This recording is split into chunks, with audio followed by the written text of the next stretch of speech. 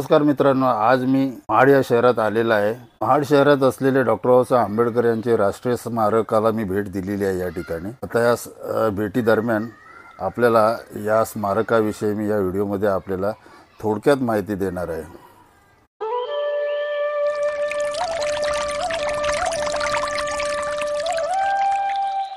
मित्रांनो, भारतरत्न डॉक्टर बाबासाहेब आंबेडकर राष्ट्रीय स्मारक किंवा क्रांतिभूमी हे महाराष्ट्रातील महाड शहरातील डॉक्टर बाबासाहेब आंबेडकर यांना समर्पित असलेले एक राष्ट्रीय स्मारक आहे। आंबेडकरांनी 1927 साली महाडमध्ये चौदार तळ्याचा सत्याग्रह व मनुस्मृतीचे दहन केले होते।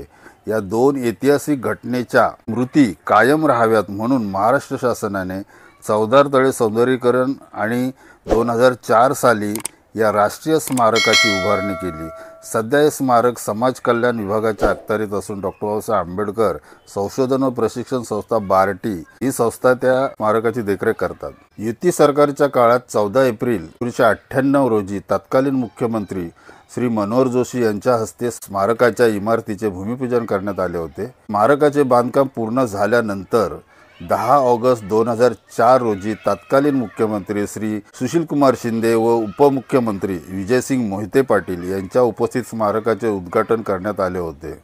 या ठिकाणी डॉक्टर बाबासाहेब आंबेडकरांचा पूर्णाकृती ब्रांज धातूचा पुतळा या ठिकाणी स्टँडिंग पोझिशन मध्ये बसवण्यात आलेला आहे।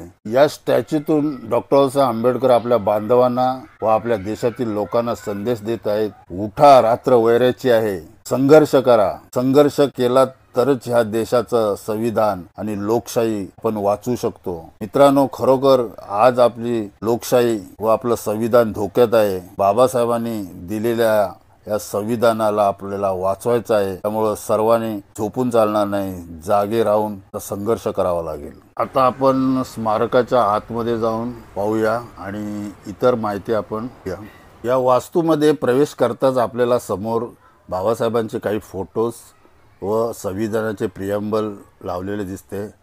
बाजूला रिसेप्शन्स आहे। तसेच या ठिकाणी दीक्षाभूमीची प्रतिकृतीही ठेवण्यात आलेली आहे। त्यानंतर आपण आतमध्ये जाऊन पाहूया। आतमध्ये हे संग्रहालय आहे। त्या संग्रहालयात प्रवेश करूया।